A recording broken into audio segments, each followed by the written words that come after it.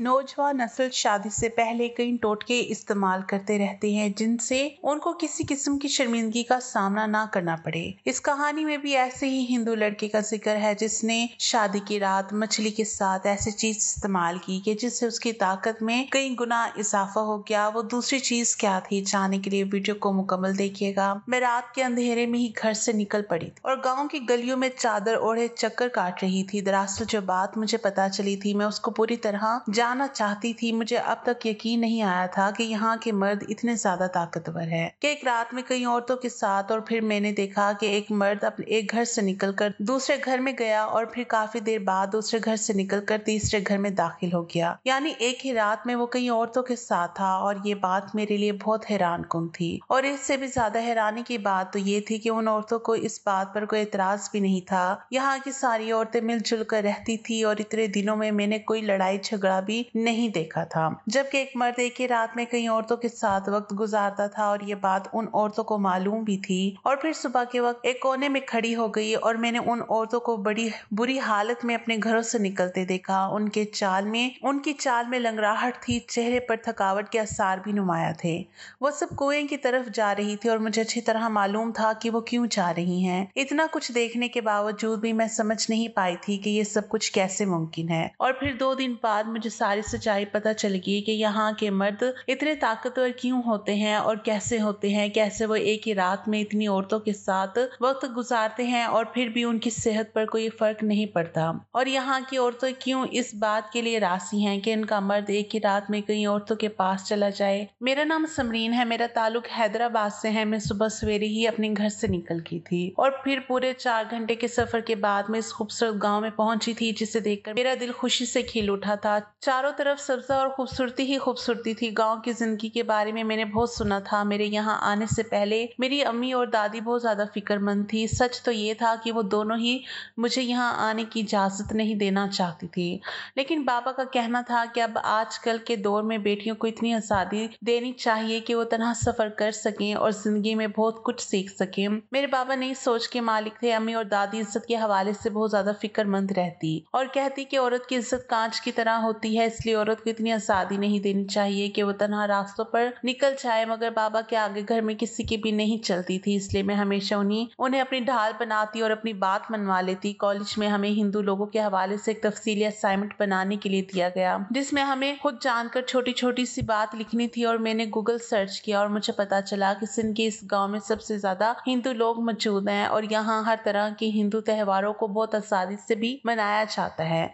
इसलिए मैंने उसी गांव का इंतखाब किया और अम्मी और दादी की दुआएं लेकर घर से निकल पड़ी। और अब पूरे 4 घंटे बाद मैं इस गांव के दाखिली रास्ते पर खड़ी थी। ये सिंध का एक छोटा सा गांव था जहां 99% हिंदू की आबादी थी। यूनिवर्सिटी की तरफ से मुझे जो असाइनमेंट मिला था वो हिंदू से रिलेटेड था, इसलिए मैंने इस काम का इंतखाब किया ताकि कुछ वक्त यहाँ गुजार कर हिंदू लोगों और उनके त्योहारों के हवाले से एक तफसीली असाइनमेंट बना सकूं ताकि छोटी से छोटी बात पता चल सके। लेकिन मुझे हरगिज भी अंदाजा नहीं था कि यहाँ आकर मुझे अपनी असाइनमेंट से हटकर भी ऐसी बहुत सी चीजें पता चलेंगी जो बहुत ही अजीबोगरीब और अनोखी होंगी। मुझे पूरे 20 दिन यहाँ गुजारने थे और अभी तो मुझे अपने रहने का कोई ठिकाना भी देखना था। मैंने अल्लाह का नाम लिया और इस गांव के अंदर दाखिल हो गई। मुझे थोड़ा बहुत डर भी लग रहा था क्योंकि मैंने सुना था कि हिंदू लोग बहुत ज्यादा शिद्दत पसंद होते हैं। अब इस बात में कितना सच था ये तो मुझे यहाँ रहने के बाद ही पता चलना था।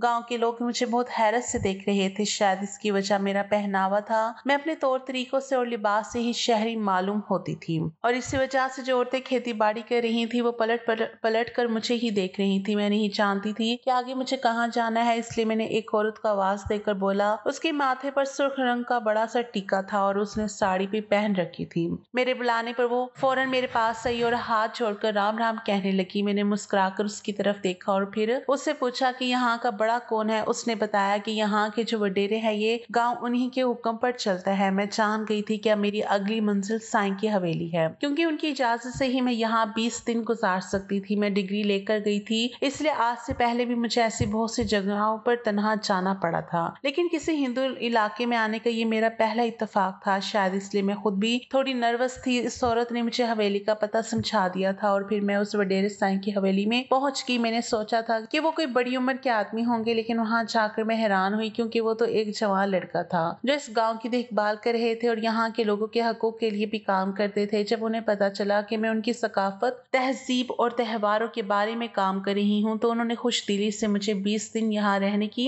इजाजत दी और कहने लगे कि आपके लिए अच्छा ये होगा कि आप गाँव के लोगों में घुल मिल कर रहें। इससे आप लोगों को आसानी होगी और आप अपना काम भी अच्छे तरीके से कर सकेंगे।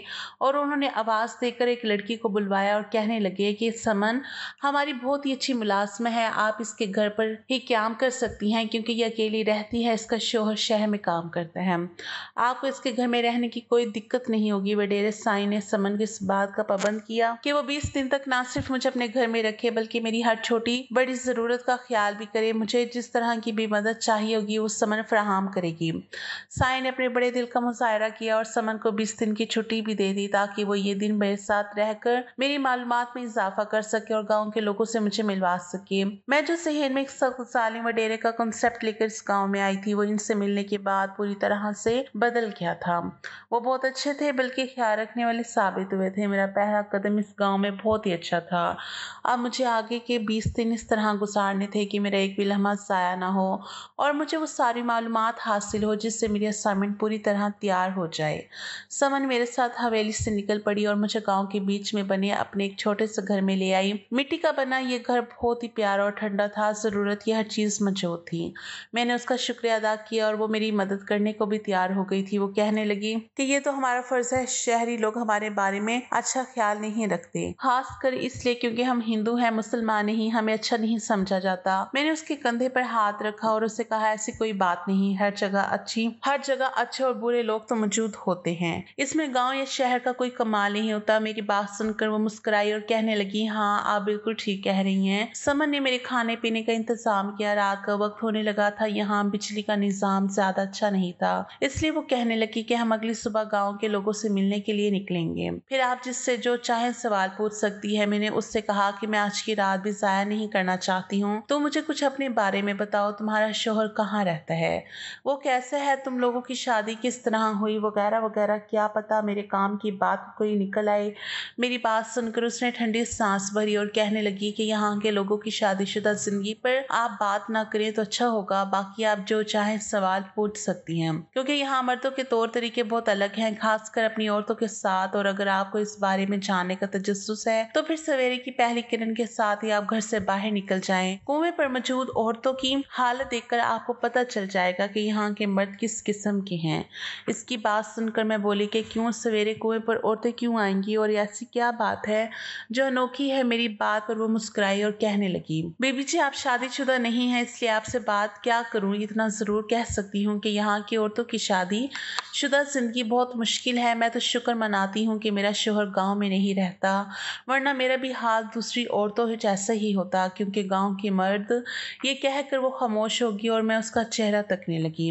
फिर वो कहने लगी कि रात बहुत हो गई है, सो जाएं, सुबह उठकर हम कुएं पर चलेंगे, आपको शायद खुद अंदाजा हो जाएगा। समन की बातों ने मुझे कश्मकश में मुब्तला कर दिया था, लेकिन वो दूसरी चारपाई पर आंखें बंद करके लेट गई थी, इसलिए मैं उससे मजीद सवाल नहीं कर सकती थी। मैं खुद भी सारे दिन की थकी हुई थी, बहुत लंबा सफर तय करके यहाँ पहुंची थी, इसलिए थोड़ी ही देर में मुझे भी नींद आ गई और फिर सूरज की पहली किरण के साथ ही मेरी आंख भी खुल गई, क्योंकि ये गांव था और यहाँ सुबह जल्दी ही होती थी।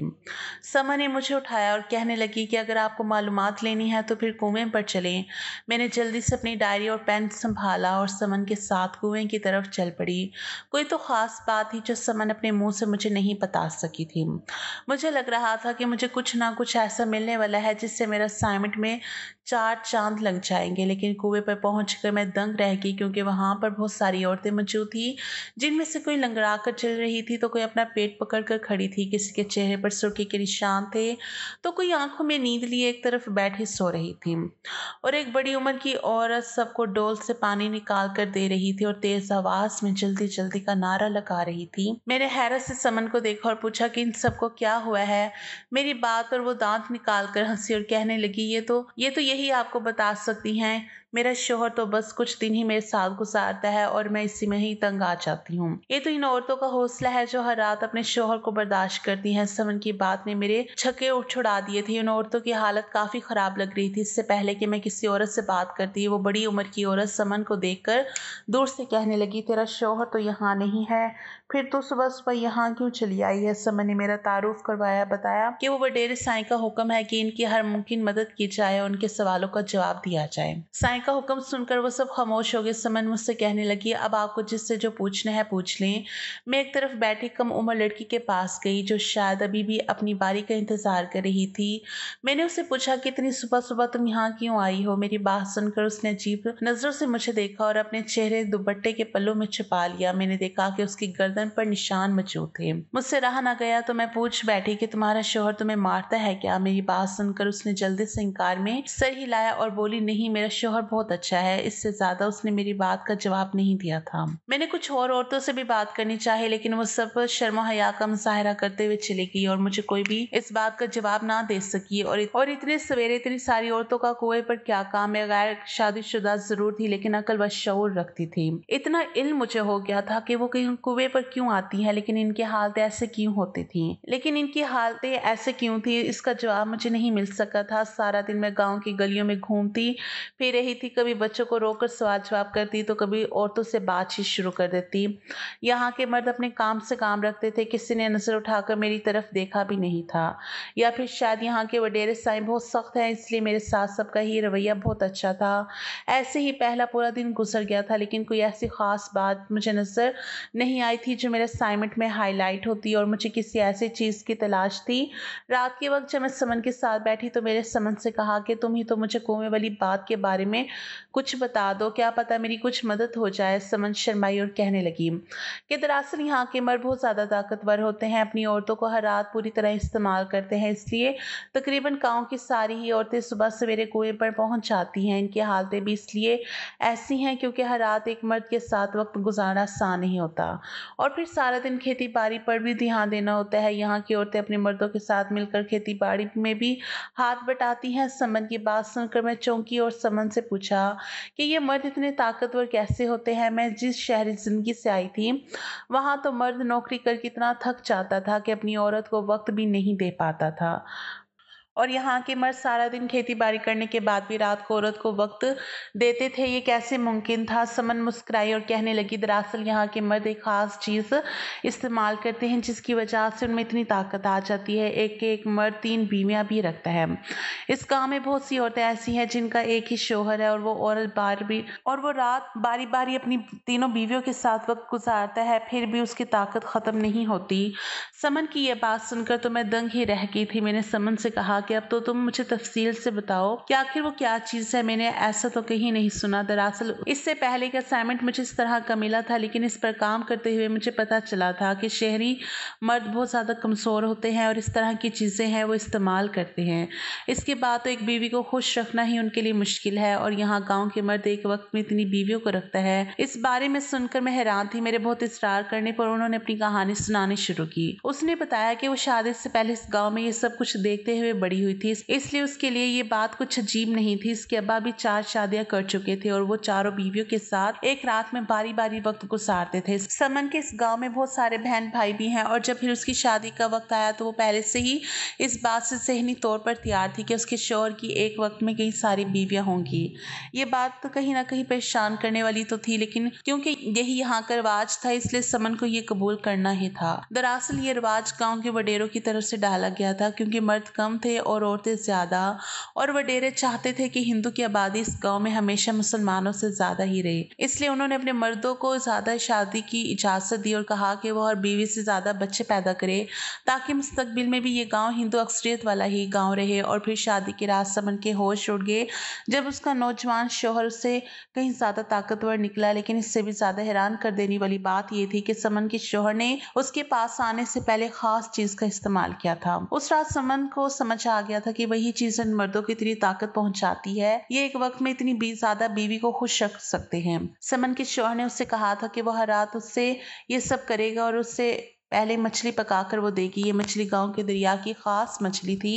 समन कहने लगी इसके शौहर ने उससे बताया था कि मछली में ऐसे खास विटामिन होते हैं जिसकी वजह से मर्दाना ताकत में इजाफा होता है। समन ने ना सिर्फ उसे मछली पका कर दी थी बल्कि वो मछली खाने की कुछ देर बाद ही उसने जैतून का तेल भी दिया था और फिर वो समन के पास आया था और उसने अपनी सारी ताकत समन पर इस्तेमाल कर दी थी। शादी की पहली रात उसने समन की हालत खराब कर दी थी। उसको लगा था कि उसकी हालत भी गांव की दूसरी औरतों जैसी हो जाएगी और कुछ ही दिनों में उसका हाल बुरा हो गया। लेकिन किसी ने उसके शौहर की नौकरी शहर में लगवा दी और वो मजीद शादी के बगैर ही शहर चला गया। इस तरह समन उसकी इकलौती बीवी बनकर रह गई और समन इस बात पर बहुत खुश और पुरसकून भी थी, जबकि गांव के बाकी लोग समन के शौहर को बदकिस्मत कहते थे जो उनकी आबादी को बढ़ाने का बायस नहीं बन रहा था। इन्हें लगा कि ये बात बहुत कम लोग जानते हैं कि दरिया की मछली इस्तेमाल करने से मर्दाना ताकत में इजाफा होता है, लेकिन वो हमेशा से इस गांव में रहे हैं इसलिए ना सिर्फ ये बात जानते थे बल्कि इस पर यकीन भी रखते थे और यहाँ से ज्यादा औरतें तो बच्चों की वजह से ही रखी जाती है। समन की ये बात वाकई मेरे लिए हैरान कुन थी।